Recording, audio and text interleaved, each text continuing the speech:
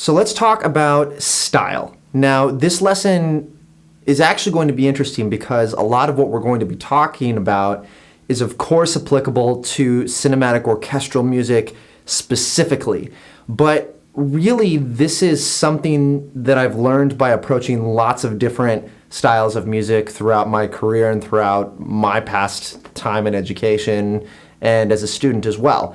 So when I was learning jazz, a lot of what I'm going to say was applicable to that. When I was producing pop tracks, a lot of what I'm going to say about style is applicable to learning that style of music. You're going to be able to kind of take this and apply it to a lot of different things and a lot of different styles of music, but it's going to work obviously well with orchestral music specifically. When we're learning a new style of music, what we're really doing is we're learning the nuances of a language. For example, in Spanish, cuando estamos hablando en español, el uso del are es diferente que idiomas diferentes. So for example, in Spanish, the use of R's is very different than in English. You know, der, die, and das in German, articles. You know, neutered masculine and feminine, very different than in English. And the more time we spend with those languages, the more time we kind of get to know the nuances and the sounds of them. The same is true in different styles of cinematic orchestral music. So for example, if we're writing in something of a trailer idiom, right? Music that's made for film trailers, we're going to see things like gradual builds, ostinatos, or repeated musical patterns, that is, very rhythmic, very rigidly structured, whereas if we're kind of just leaning on the side of more traditional orchestral music for film, that can take on a lot of different forms. You know, maybe we're going to be more melodic. In other traditions, we'll actually be more atmospheric and experimental with the orchestra. Each of these languages within the orchestral cinematic idiom is different and unique in and of itself. So, first and foremost, it is important to listen, right? Without listening and getting all those different influences into our musical diet, we're not going to be able to learn those nuances and those differences. So the first thing is listen, and I highly suggest you cruise on over to the supplemental course materials and take a look at my suggested listening list to kind of help get yourself associated and familiarized with all those different cinematic orchestral styles, rather. So listen. Number 2, we actually want to imitate, right? So the best way, in many instances, to learn a new style of music is to imitate what has come before, right? Now, there's a difference between imitating and ripping someone off. And there are ways to kind of approach this. So, for example, while a melody is very recognizable and can be copywritten and claimed as this is mine, this is my intellectual property, you can't actually copyright a chord progression. Right? So one way to get associated with a style is to actually use a chord progression. So let's say we have a favorite composer and we're listening to one of their cues or one of their tracks, and one way we might actually get acquainted with the style would be to take that chord progression and think, maybe we're going from, a C to an F to an A to a B flat back to C, something like that. Say, wow, that kind of works, and maybe I'll imitate that and write my own melody over the top of it. So we're imitating, we're taking something and making it our own.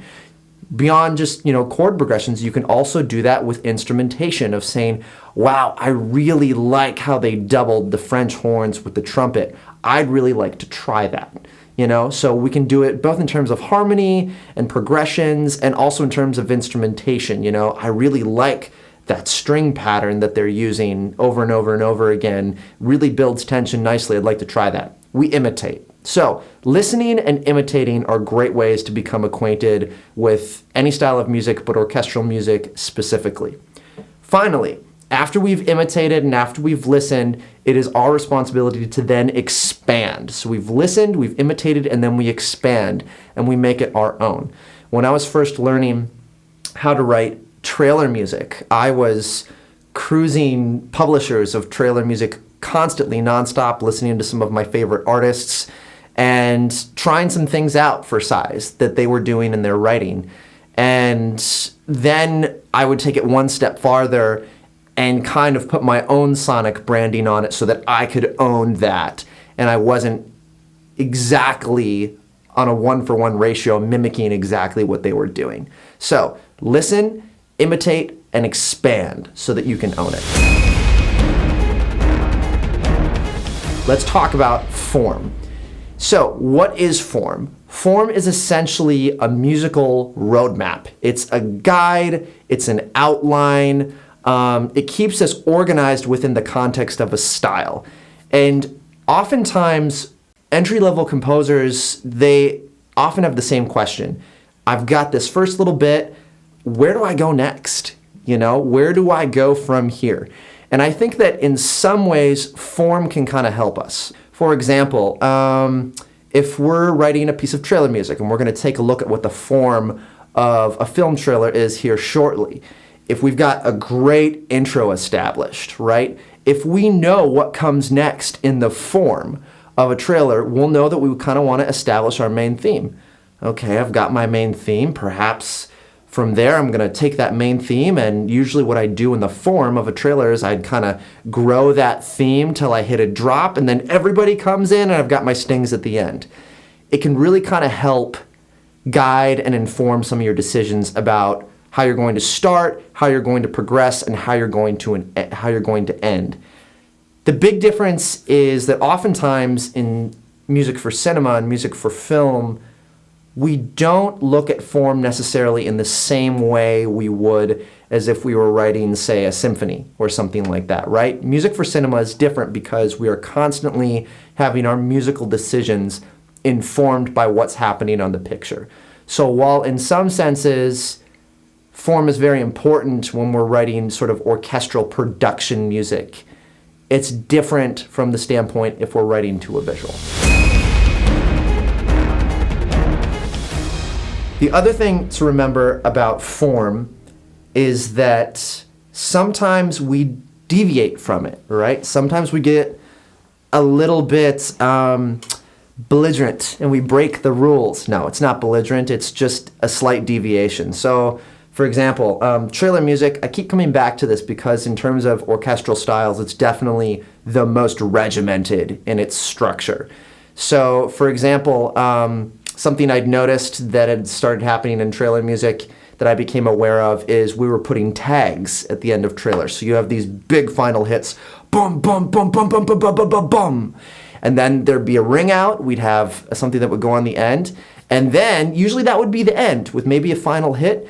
But what I noticed is that some publishers were putting out a deviation where they'd actually put on a tag, like a short little additional coda at the very end, as a means of kind of giving more musical material to work with for the film and the trailer editors to work with.